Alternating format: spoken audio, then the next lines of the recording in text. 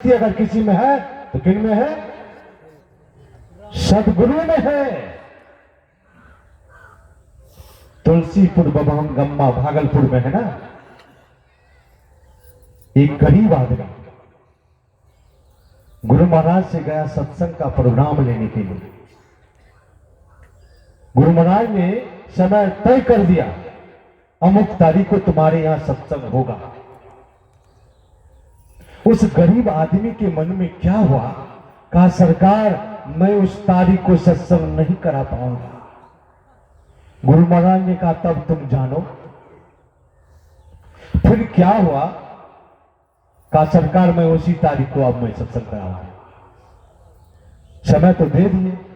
जिस दिन सत्संग होने वाला था उस दिन से एक दिन पहले रात में उनका इकलौता पुत्र बहुत छोटा था, मर गया, मृत्यु हो गई। समाज के लोग कहने लगा तू कैसा महात्मा को लाकर सत्संग करा रहा है, सत्संग को खारिज करो, कैंसिल करो।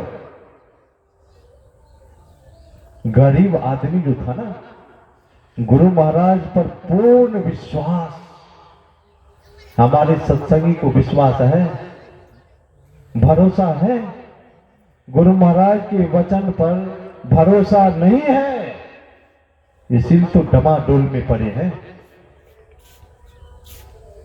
एक राजा की बेटी थी, वैरागवती नाम था। वैरागवती के लिए राजा अलग में एक कमरा बना दिए थे। उस कमरा में वैरागवती रहती थी। एक दिन रात में वैरागवती के घर में एक चोर आया सेंध लगाने के लिए। वैरागवती उस समय एक भजन गुनगुना रही थी, मोही लागी लगन गुरु चरणन में, भजन गा रही थी, गुनगुना रही थी। चोर के मन में हुआ लगता है वैरागवती को गुरु का जरूरत है, अब सेंध लगाना छोड़ दिया, साधु बन गया। बनना और होना में अंतर है। अब चोर क्या बन गया? साधु। और वैरागवती के कमरा के आगे आ गया। वैरागवती से अब वो चोर है तो साधु का रूप। उस साधु ने क्या कहा, वैरागवती मुझे प्यास लगी है, पानी पिलाओ। वैरागवती जैसे गिलास में पानी लेकर के आती है, अब वो चोर साधु ने पूछा कि वैरागवती तुमको गुरु है कि नहीं, तो गुरु की है कि नहीं? वैरागवती ने कहा मैं तो गुरु नहीं की हूं, मुझे गुरु तो है ही नहीं। अब चोर साधु ने कहा तब तुम्हारे हाथ से मैं पानी नहीं पीऊंगा। अब वैरागवती के मन में हुआ मेरे दरवाजे से साधु प्यासे चले जाए, ये तो ठीक बात नहीं है। वैरागवती ने उसी चोर साधु से कहा आप ही मुझे दीक्षा दे दीजिए, आप ही मेरे गुरु बन जाइए। अब वो चोर गुरु ने कहा हमारे संप्रदाय का नियम है, मैं घर में दीक्षा नहीं देता हूं, अगर तू दीक्षा लेना चाहती हो तो तुमको मेरे साथ जंगल जाना पड़ेगा। वैरागवती जंगल जाने के लिए तैयार हो गई। तब वो चोर गुरु ने क्या कहा, तुम्हारे घर में जो भी जेवरात है ना, रुपया पैसा है, सब गट्ठर में बांध लो और तब मेरे साथ चलो।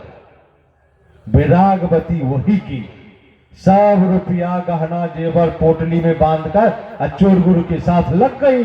जैसे जंगल में वो गुरु गया, वैरागवती को एक रस्सी से एक वृक्ष में बांध दिया, वो गट्ठर लिया और कहा वैरागवती मैं 2-4 दिन के बाद वापस आऊंगा, तब मैं इस बंधन को खोलूंगा।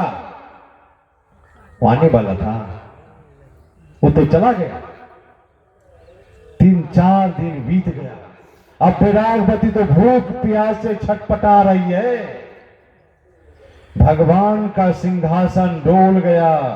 भगवान श्री कृष्ण ने नारद से कहा, नारद जाइए मृतलोक, विरागवती को बंधन से मुक्त कीजिए, नहीं तो वो बेचारी मर जाएगी। नारद अब मृतलोक पर आते हैं और विरागवती को कहा कि विरागवती इस बंधन को मैं खोल देता हूं।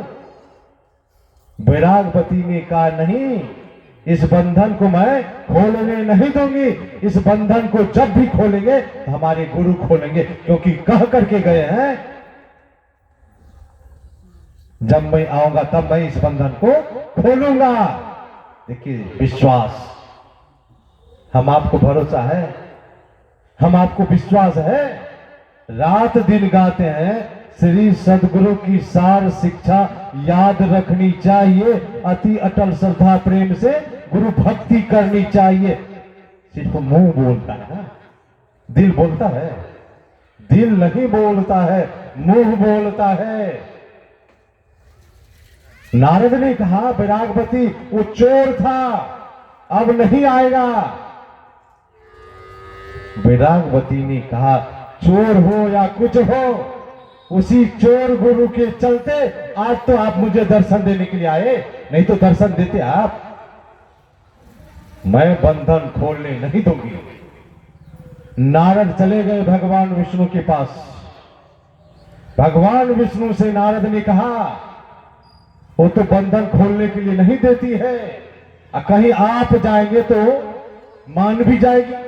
आप भगवान विष्णु आए, और भगवान विष्णु जब आते हैं तो भगवान विष्णु ने विरागवती से कहा कि विरागवती इस बंधन को मैं खोलता हूं। विरागवती ने कहा, नहीं, इस बंधन को तो हमारे गुरु ही खोलेंगे, मैं खोलने नहीं दूंगी। भगवान विष्णु ने कहा, वो चोर था, अब नहीं आएगा लौटकर। विरागवती ने कहा, उसी चोर के चलते तो आप मुझे दर्शन देने के लिए आए, मैं खोलने नहीं दूंगी। तब भगवान विष्णु ने नारद से कहा कि नारद जी, अब उस इनके गुरु को खोज कर लाइए, कहां है? नारद ने कहा, मैं खोजने के लिए कहां जाऊं? भगवान विष्णु ने कहा, कहीं सेंध मारता होगा, जाओ। जैसे नारद गए खोजने के लिए तो एक आदमी के घर में सेंध लगा रहा था, वो पीछे से पकड़ा, वो तो चौंक गया। नारद ने कहा, तुमको भगवान बुलाए। अब चोर के मन में होता, मैं चोर हूं, भगवान को मुझसे क्या मतलब है? वो आने से हिचकिचाने लगा। नारद ने कहा, तुमको तो चलना ही पड़ेगा। पकड़ करके लाए। जैसे भगवान विष्णु के पास वो चोर आए तो सिर को झुका लिया। भगवान विष्णु ने कहा, हे गुरुदेव, अपनी शिष्या को मुक्त करो, बंधन से मुक्त करो। अब वो चोर गुरु धीरे धीरे से आए, अब विरागवती के बंधन को खोला। अब जैसे बंधन को खोला, विरागवती हाथ जोड़ करके खड़ी है। अब मन में होता है, मैं किन को प्रणाम करूं? भगवान को प्रणाम करूं या गुरु को प्रणाम करूं? गुरु गोविंदो खरो, काको लागू पाओ, बलिहारी वा गुरु के जो गोविंद दियो बताओ। उस परमात्मा को दिखाने वाला कौन है? गुरु है ना। गुरु महाराज पदावली में क्या लिखा है? प्रभु से गुरु अधिक जगत विख्यात है, बिन गुरु प्रभु ना ही मिले, यद्यपि घट माही रहे। उस परमात्मा से ऊंचा स्थान किनको दिया? गुरु को दिया। गुरु महाराज तो पदावली में लिखे हैं, गुरु सतगुरु समहित नहीं को निस्दिन करिए सेव है, तन मन आत्म रक्षक है गुरु, गुरु ही एक नाम लेव है। तन की रक्षा करने वाले कौन है? गुरु। मन की रक्षा करने वाले कौन है? गुरु। आत्मा की रक्षा करने वाले कौन है? वो गुरु है। गुरु महाराज ने कहा मातहु ते अधिक छोह करे, पितहु ते अधिक भलाई है, कुल मालिक होते कृपा धारे, गुरु सम को नाही है। माता जितना अपने बच्चे से प्रेम करती है ना, स्नेह करती है ना, पिता अपने बच्चे के लिए जितनी भलाई का काम करते हैं उससे अधिक कौन करते हैं? गुरु करते हैं। वो परमात्मा जितना प्रेम करते हैं उससे भी अधिक कौन सा नहीं करते हैं? गुरु करते हैं ना। इसलिए गुरु का दर्जा सबसे ऊंचा है। गुरु महाराज क्या लिखे हैं? गुरु तजी और चित न बसाइए। गुरु महाराज के वचन पर भरोसा है, विश्वास है। गुरु महाराज कहते हैं गुरु तजी और चित न बसाइए, गुरु गुरु गुरु नित है, जपत रहिए में ही कर जोरी, गुरु चरणन धरी चीत है। गुरु महाराज कहते हैं अपने हृदय में गुरु को छोड़कर किसी को बसने नहीं दीजिए। और हमारे सत्संगी गुरु को भुलाकर दुनिया को बसा लिए हैं। सत्संगी बसा ले तो कोई बात नहीं, जो अपने को कहता मैं ऊंचे दर्जा का महात्मा हूं,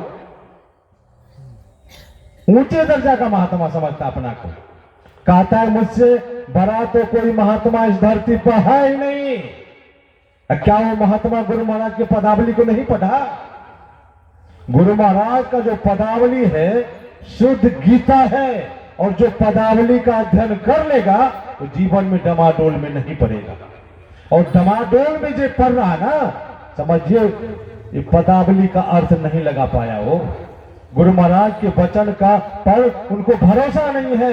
गुरु महाराज कहते हैं गुरु की नित्य कर पूजा, जगत में इन सम नहीं दूजा, में ही को आन नहीं सूझा, फकत गुरु ही आधारा है। गुरु महाराज कह रहे हैं, मैं कह रहा हूं, है भरोसा? सत्संगी लोग कहते हैं, ये सन्यासी लोग कहते हैं मुझे संसार ही आधारा है, गुरु को भुला गया। आज 16, 17, 18 मूर्ति बैठा रहे हैं ना, भरोसा है? और मूर्ति वाले महात्मा के पास ये अज्ञानी सत्संगी जय जयकार लगा रहे, माला पिन्हा रहे ना, जय जयकार। वो तो गया, उसके साथ तुम भी चले जाओगे ना, है भरोसा? रामचरितमानस में भगवान श्री राम ने क्या कहा? सतगुरु वद वचन विश्वासा, यहां न संजम विषय की आशा। सतगुरु वैद्य राज है। क्या है वो? वैद्य नहीं है। वैद्य का काम क्या होता है? शरीर में रोग हो गया, अब वैद्य के पास जाइए, वो जड़ी बूटी देंगे, रोग ठीक हो जाता ना। और सतगुरु क्या है? वैद्य राज है। और सतगुरु रूपी वैद्यराज किस बीमारी की इलाज करते हैं? पदावली में हम आप क्या पढ़ते हैं? हरदम रहे प्रभु संग, भव दुख ना ही डरे, भव दुख गुरु दे टार, सकल जयती जय जय करे। पढ़ते हैं पदावली। तो भव दुख क्या है? भव दुख क्या है? भव कहते हैं संसार को, और दुख कहते हैं आना जाना।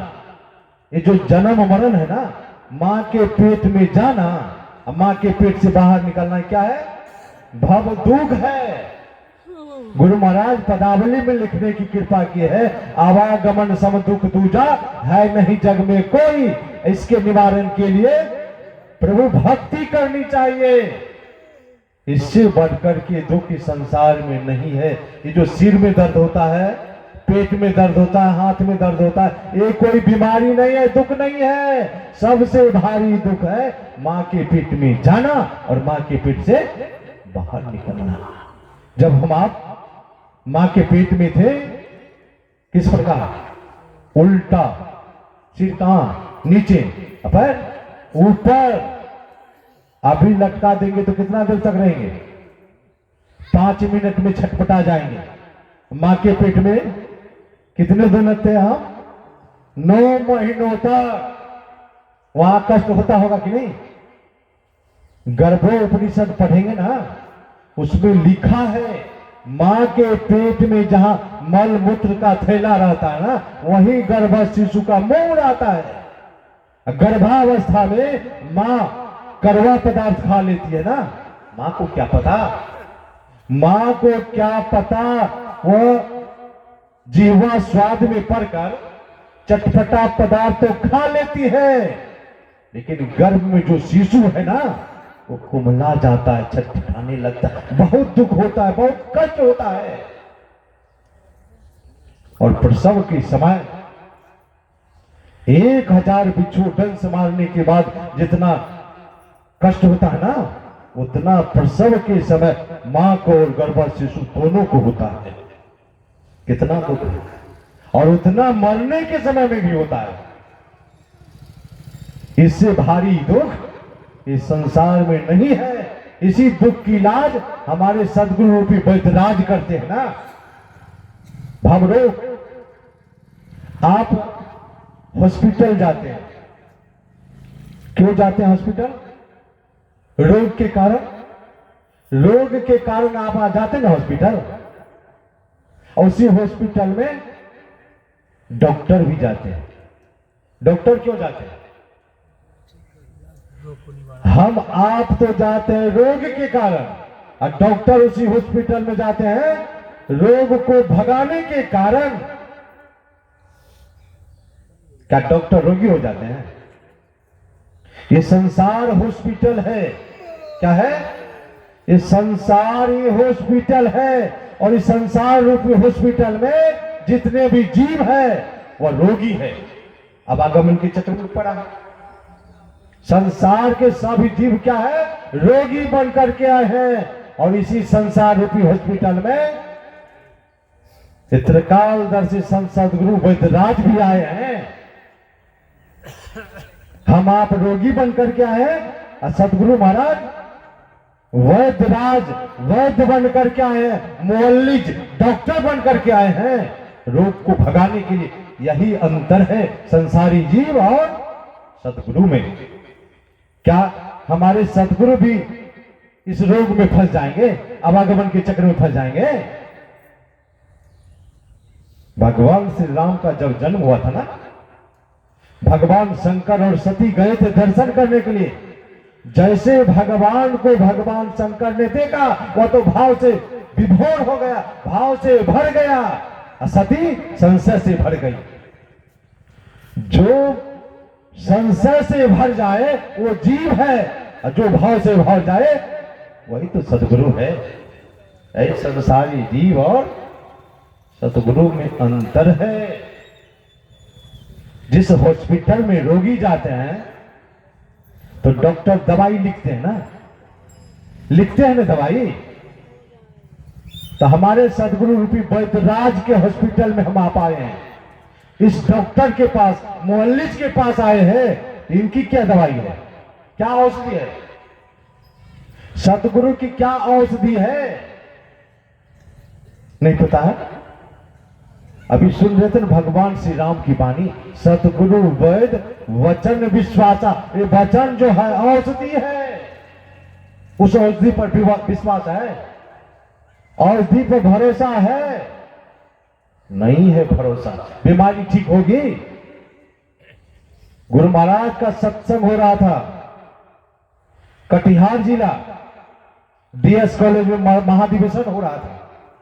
गुरु महाराज संसार के लोगों को मंचासीन होकर धर्म उपदेश दे रहे थे। अमृत का नाम सुने हैं? सुने हैं ना, देखे हैं? अमृत का नाम हम आप सुने हैं, देखे नहीं है। संत दरिया साहब ने कहा, अमृत है बातों की बात, अमृत है संतों के पास, दरिया अमृत नाम अनंत, जाको पी पी अमर भय संत। संतों की वाणी क्या है? अमृत है, वही औषधि है गुरु महाराज के अमृतमय वाणी को सुनकर कटिहार जिले की जो सुप्रसिद्ध नर्तकी थी, जिसको हम आप देहाती भाषा में वेश्या कहते ना, इतनी प्रभावित हो गई, दौड़ करके मंच पर चली गई। सत्संगी लोग रोकना चाहा, गुरु महाराज ने कहा रोको मत, आने दो। जब वो नर्तकी मंच पर गई तो गुरु महाराज को साष्टांग लेट करके प्रणाम की। गुरु महाराज ने कहा उठो बेटी, उठो, बैठो। और जब तक गुरु महाराज उपदेश देते रहे तब तक वह नर्तकी बैठी रही। और गुरु महाराज जब सत्संग समाप्त हुआ, आरती हो गई, गुरु महाराज गए निवास में, वह नर्तकी भी पीछे पीछे निवास गई। संत की मौज। गुरु महाराज उसे दीक्षा देते थे, कटिहार आओ तो भागलपुर, भागलपुर तो खगड़िया, खगड़िया तो सहरसा, सहरसा तो मधेपुरा, और नहीं तो संत मत की परिभाषा और सिद्धांत को याद करके आओ। ठोक बजा करके देते थे। लेकिन संत की मौज, उस नर्तकी को गुरु महाराज उसी समय दीक्षा दे दी। जब वो नर्तकी दीक्षा ले ली, जिस कुकृत काम करके वो महल बनाई थी ना, उस महल का परित्याग कर दिया और उसी कंपस में एक झोपड़ी बनाकर साधना करने लगी। बहुत उच्च कोटि की साधिका बनी। वो मंत्र क्या है? औषधि है ना। वो मंत्र क्या है? औषधि है। गुरु महाराज का वचन है ना, उस वचन पर विश्वास है, हम आपको भरोसा है। बैरागवती को एक चोर गुरु मिला, और चोर गुरु पर कितना निष्ठा, कितना विश्वास। हम आपको त्रिकाल संत सदगुरु मिले हैं, पहुंचे हुए सदगुरु, मुर्दा को जिंदा करने वाला। जब उस गरीब आदमी का बेटा मर गया, समाज के लोग कहने लगा कि सत्संग को कैंसिल करो, ये बच्चा को जाकर के दफना दो, नहीं तो फेंक दो।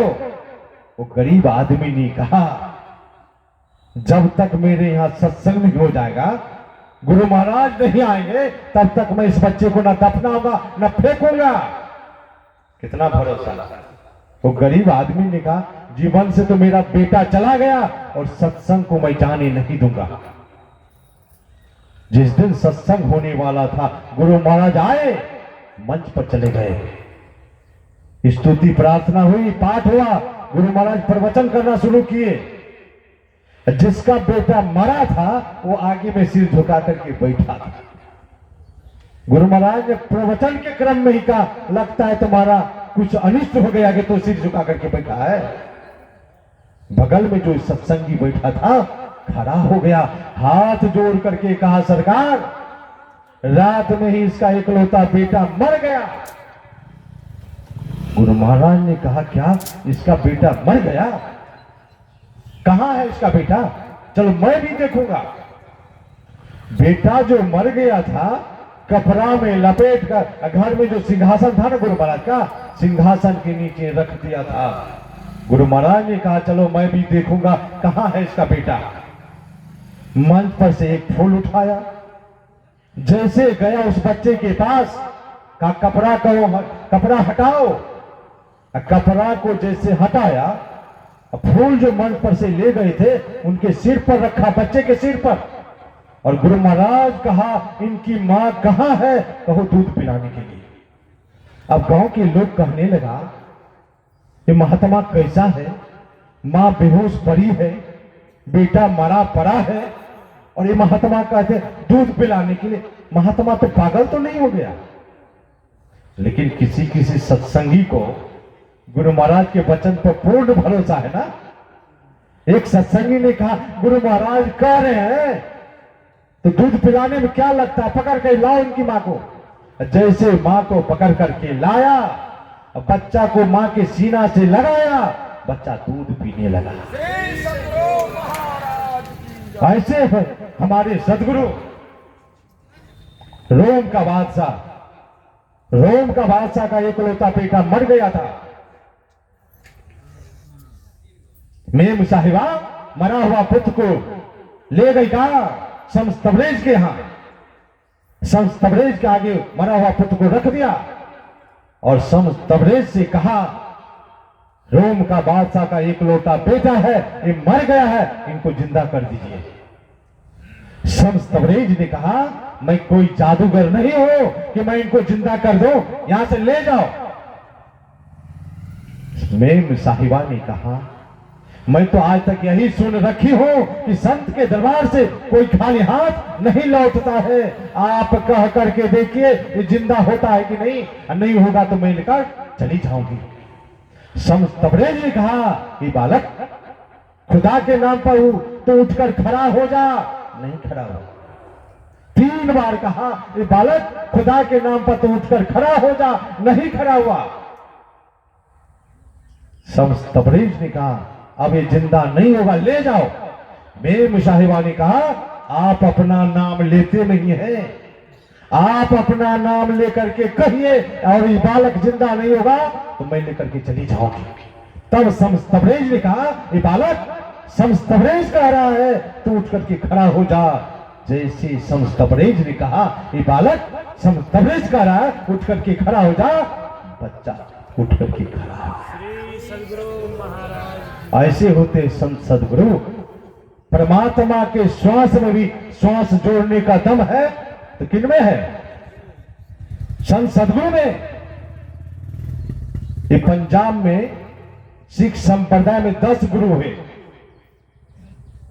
एक गुरु का नाम था हरगोविंद सिंह महाराज। हरगोविंद सिंह महाराज का सत्संग जब होता था तो बहुत भक्त लोग आते थे सत्संग सुनने के लिए।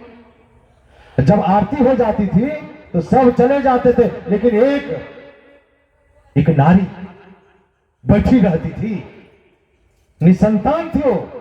जब सब लोग चले जाते थे, वह नारी हरकिशन जी महाराज से हाथ जोड़कर प्रार्थना करती थी, हे गुरुदेव, मेरे जीवन में भी एक आध संतान हो जाते, आपकी कृपा हो जाती। हरकिशन जी महाराज ने कहा, तुम्हारे ललाट में लिखा है कि 7 जन्म में एक भी संतान नहीं होगी। 7 जन्म में। अब वो मां रोती हुई बाहर निकल रही थी, आंसू बहाती हुई। हरकिशन जी महाराज का सेवक बाहर में खड़ा था। उसका सेवक जो रोते हुए देखा, सेवक ने कहा, मां क्यों रो रही है, क्या हो गया? सब कहानी का करके सुनाती है। सेवक ने कहा, जब सदगुरु ने कहा कि तुम्हारे ललाट में 7 जन्म तक एक भी संतान नहीं लिखा है, तो गुरुदेव से तू क्यों नहीं कहा? हे दयालु सदगुरु, हे कृपालु सदगुरु, आप ही लिखने वाले हैं और आप ही मेटने वाले हैं। अगर 7 जन्म में एक भी संतान नहीं लिखा है, कम से कम आप एक संतान तो लिख दीजिए।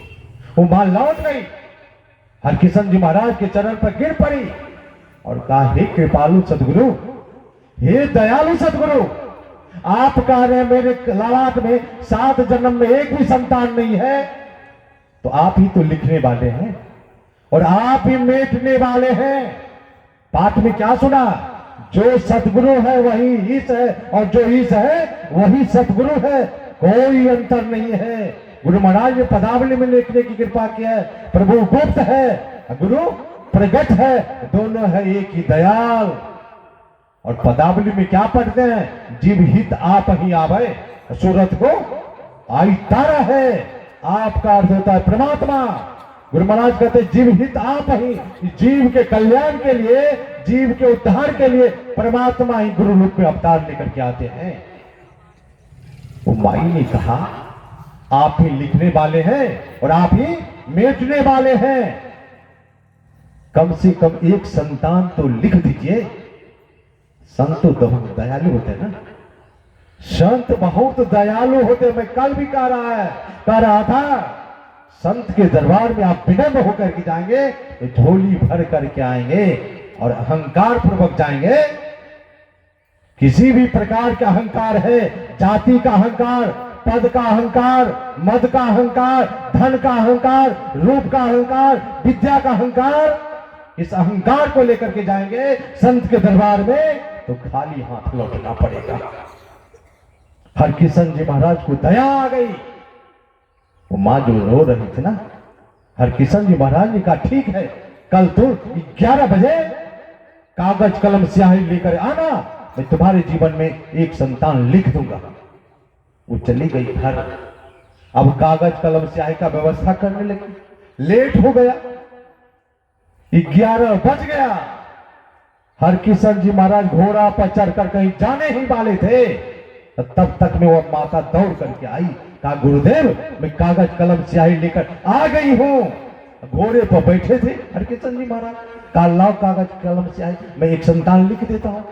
जैसे कागज कलम स्याही लेकर, कलम पहले कलम नहीं होता था ना, लकड़ी का कलम, कर्ची का, रोशनाई में डुबाया। जैसे कागज पर एक लिखने वाले थे, घोड़ा ने टाप उठा दिया, लिखा गया 7। एक की जगह पर क्या लिखा गया? 7। हरकिशन जी महाराज ने कहा तुम बहुत भाग्यशालिनी हो, मैं तो 1 लिख रहा था, लिखा गया 7, और 7वें जन्म में अब तुमको एक संतान हो। ऐसे सदगुरु को एक अर्जुन देव जी महाराज हुए, वो भी सिख संप्रदाय के गुरु हैं। कौन? अर्जुन देव जी महाराज। वो गए थे लाहौर सत्संग करने के लिए।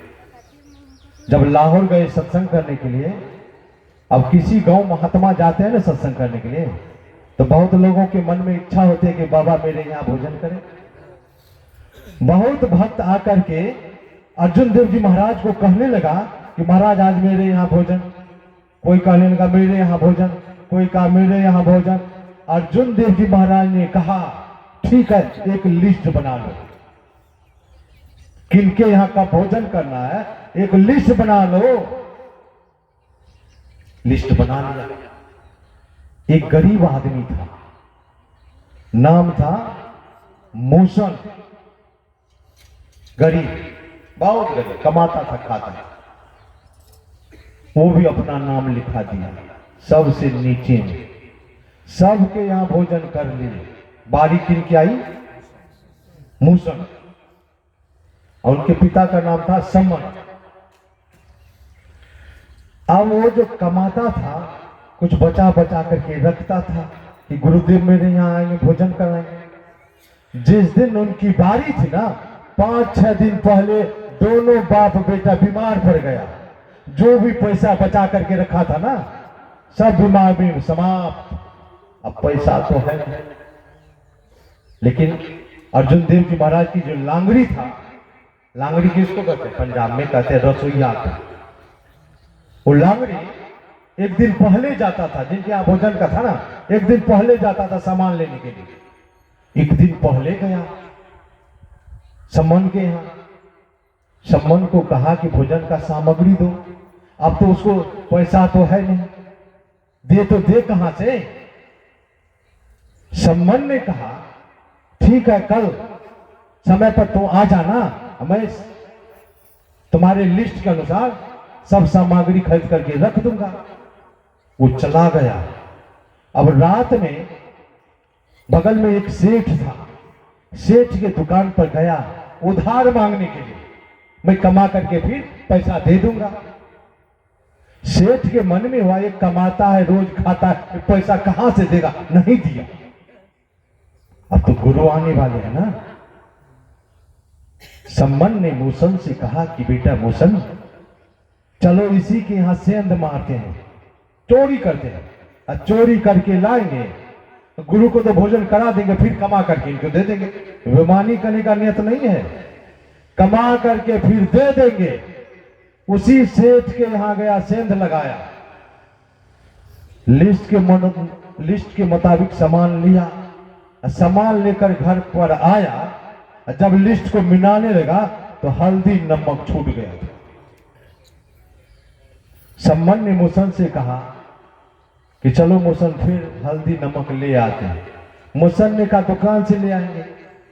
सम्मन ने कहा नहीं बेटा, चलो उसी के घर से ले आएंगे, फिर कमा करके दे देंगे।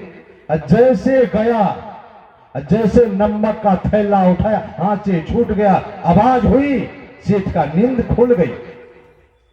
सेठ देख लिया। सेठ जैसे देख लिया, चोर को पकड़ना चाहा तो मूसन जो था ना, उसका बेटा सेम होकर के बाहर निकल रहा था। सेठ पीछे से पैर को पकड़ लिया। इधर बाहर में कौन है? उनका बाप सम्मन, वह गर्दन पकड़ करके खींच रहा है। सेठ पैर पकड़ करके नीचे भी अंदर खींच रहा है। खींचा तानी होते होते 4 बज गया। अंत में मूसन ने कहा, पिताजी आप क्या देखते हैं, मेरा गर्दन काट करके भाग जाइए, नहीं तो गुरु की बदनामी होगी। देखिए कैसा भक्त है, कैसा शिष्य। अगर पकड़ लेंगे, पहचान लेंगे तो गुरु की बदनामी होगी। आप मेरे गर्दन को काट करके भाग जाइए।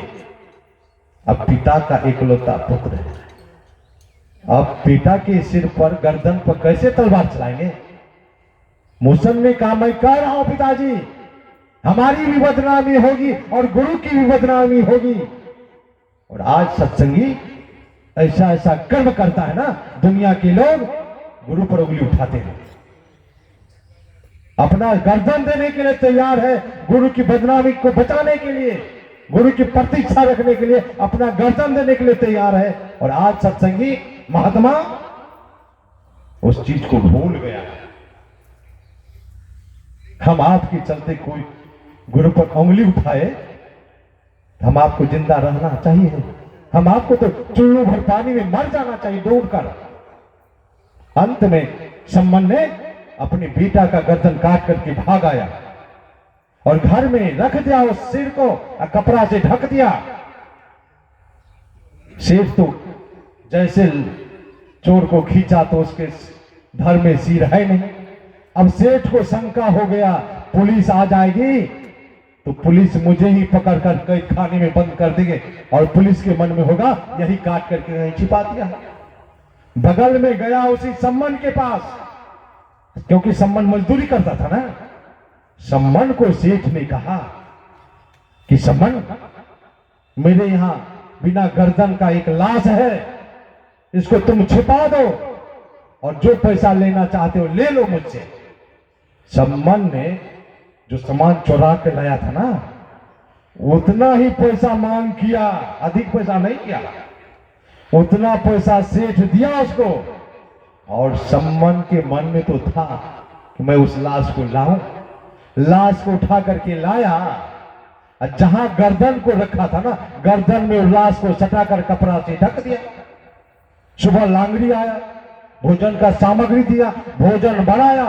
समय पाकर अपने मंडली के साथ अर्जुन देव जी महाराज पधारते हैं। पंगत लगा दिए, सब महात्मा पंगत पर बैठ गए। अर्जुन देव जी महाराज को मूसन से बहुत प्रेम था। अर्जुन देव जी महाराज ने सम्मन से कहा, मूसन कहां है? सम्मन ने कहा, मूसन बीमार पड़ गया। कहा बुलाओ। सम्मन ने कहा, मेरे कहने से वो नहीं आएगा, आप अगर बुलाएंगे तो आ भी सकता है। अर्जुन देव जी ने कहा कि मूसन तुम कहां हो, मेरे पास आओ। जैसे अर्जुन देव जी महाराज ने कहा, मूसन तुम कहां हो, मेरे पास आओ, मूसन खड़ा होया, दौड़ करके आ गया। ऐसे होते हैं सदगुरु, जो न करे लकीर वो करे फकीर। हम आपको ऐसे पहुंचे हुए फकीर मिले हैं, सदगुरु मिले हैं, हम आपको निष्ठा नहीं है, विश्वास नहीं है। गुरु महाराज ने कहा, ईश्वर देव पितर परिजन सो होत न यह उपकार, यह में ही होवत गुरु से गुरु की अमित बलिहार। ईश्वर जो नहीं कर सकते वो सदगुरु कर सकते हैं ना। इसलिए गुरु महाराज ने क्या लिखे हैं, बिना गुरु कृपा पाई नहीं जीवन उधारा है। जब तक गुरु की कृपा नहीं होगी तब तक जीवन का कल्याण नहीं होगा। गुरु महाराज कबीर साहब ने कहा, बिन गुरु उपदेश ब्रह्मा विष्णु नहीं निस्तरे। ब्रह्मा विष्णु महेश भी बिना गुरु के अपने को कल्याण नहीं कर पाया। समय हो गया अपना काल से सत्संग। गुरु की महिमा तो कहते कहते थक जाएंगे, समाप्त होने वाला है। कितना महात्मा कहते कहते चला गया, कितना कर रहा, कितना आ करके करेगा। मैं इतना ही करूंगा, एक निष्ठ होकर के देखिए, एक निष्ठ। अगर साधारण गुरु मिलता ना तो छोड़ भी देते। पान दिया, फूल दिया और दिया, पैसा 3 फूक दिया, बाघ हो की पैसा, ऐसा गुरु मिलते तो छोड़ भी देते। त्रिकालदर्शी संत सदगुरु मिले हैं ना। ये भव दुख को मिटाने वाले अगर इस संसार में है, भवरोग को मिटाने वाले तो हमारे सदगुरु वैद्य बन करके, वैद्यराज बन करके, मुअल्लिज बन करके आए हैं। सदगुरु महाराज का वचन क्या है? औषधि, उस औषधि पर भरोसा। और डॉक्टर के पास जाते हैं तो दवाई लिखते हैं, वो औषधि है, और परहेज भी लिखते हैं ना, और पथ भी बताते हैं ना। तो सदगुरु महाराज वैद्यराज का पथ क्या है, परहेज क्या है? क्या है पथ? रात दिन हम आप गाते हैं, सब कुछ समर्पण कर गुरु की सेवा करनी चाहिए, गाते हैं ना। क्या समर्पण है? कुछ समर्पण किए हैं? मुंह बोलता ना, मैं तो कहता हूं कुछ समर्पण नहीं कीजिए, धन नहीं चाहिए गुरु को, आप अपना मन समर्पण कर दीजिए ना। गोपी के पास उद्धव आया था, उद्धव ने गोपी से कहा, मैं कुछ उपदेश देना चाहता हूं, सुनाना चाहता हूं, तुम लोग सुनो। गोपी ने क्या कहा? तुम्हारा उपदेश कौन सुनेगा? एक मन था, वो मन में श्याम सलोना कर दे दिया, दूसरा मन रहता तब तो उपदेश सुनता। हम आप अपने मन को गुरु को समर्पित कर दीजिए ना। अब मन समर्पित कर देंगे तो कुछ बाकी रहा? कुछ बाकी नहीं रहा। ये समर्पण ही पथ है। अब परहेज क्या है? अपने मन से विषयासक्त को हटा देना, ये परहेज है। अपने मन से विषय का त्याग कर देना, ये परहेज है, समर्पण पथ है। सदगुरु महाराज के वचन औषधि है, और सदगुरु महाराज वैद्यराज है। समर्पित हो जाइए, एक निष्ठ हो जाइए। अब मैं एक दो भजन सुनेंगे, उसके बाद हम सुनेंगे। बोलिए प्रेम से श्री सदगुरु महाराज की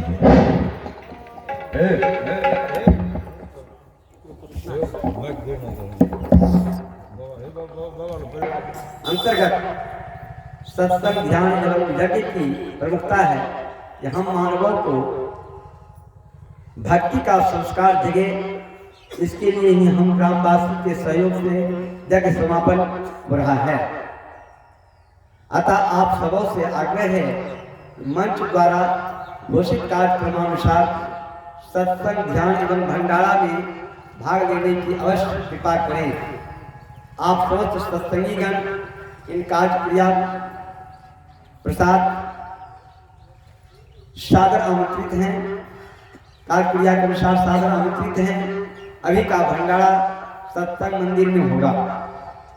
ध्यान अभ्यास का कार्यक्रम सत्संग मंदिर में किया गया है। भंडारा से पहले सत्संग मंदिर में ध्यान किया जाएगा, ध्यान होगा।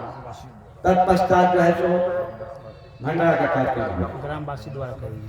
ग्रामवासियों के द्वारा आयोजन रखा गया है, रखा गया है कि वो हम लोग सत्संग मंदिर जाएंगे, वहाँ ध्यान भजन होगा। ध्यान भजन के पश्चात जो है भंडारा का कार्यक्रम होगा।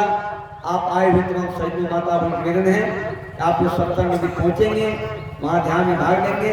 तत्पश्चात भंडारा का कार्यक्रम है, भंडारा को ग्रहण करके यहाँ से प्रस्थान, यहाँ पर विश्राम करेंगे, पुनः प्राण काल का सत्संग करेंगे।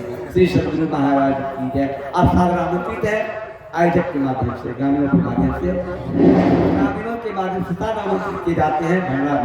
भंडारा विभाग को लेकर के श्री सदगुरु महाराज की जय।